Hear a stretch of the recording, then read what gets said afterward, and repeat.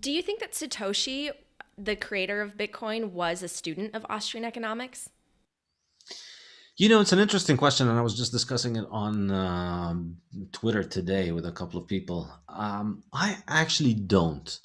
I think, looking at his readings, he doesn't mention any of them, and he doesn't really seem to be influenced by this idea. In fact, if you look at his discussion of why he chose to make the monetary policy like it is, you see that it was more to do with making sure that Bitcoin's consensus parameters work and that Bitcoin is able to remain trustless without having to rely on an authority to maintain the monetary policy. So it seems he picked the fixed cap supply because that seemed like the neatest and safest way to do that. So I think my interpretation, like I've read pretty much everything that he's written over the years. I've gone over the archive of everything that he's written. I haven't seen a clear motivation of or something that I could copy and put into my book. I've looked, if there was something there about Austrian economics, I would have definitely put it front, right, left, and center of the Bitcoin standard, but there really isn't.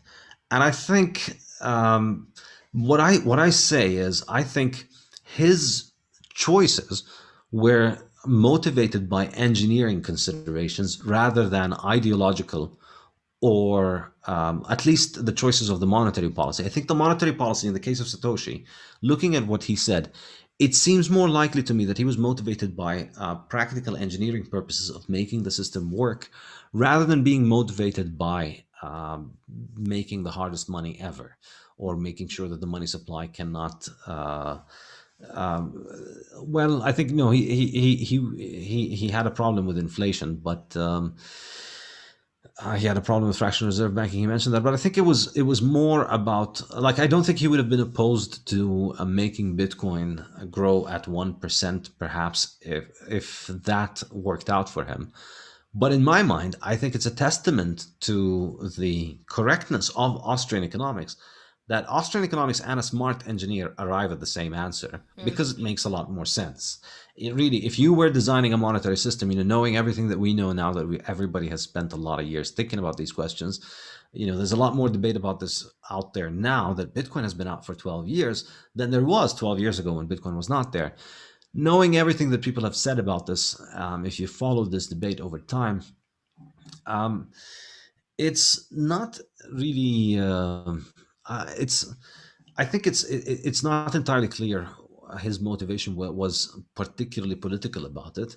I think it's pretty obvious that it just made more sense. Like, thinking about it now, knowing everything we know, there's just simply no reason for making the money supply increase. You want to make the supply as scarce as possible, but you don't want to make it too scarce. You make one coin and then you don't increase it because you want to have an initial distribution. You want to have a fair way of launching the distribution. So he made the mining of the coins transparent and fair, and he made the money supply part of the consensus parameters of the network. So nobody could mine on their own. Everybody mines the same coins, and the coins are split between the miners.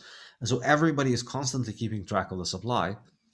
And that works out better when the supply is not inflationary. And I think it makes sense from an engineering perspective as well as from an economics perspective.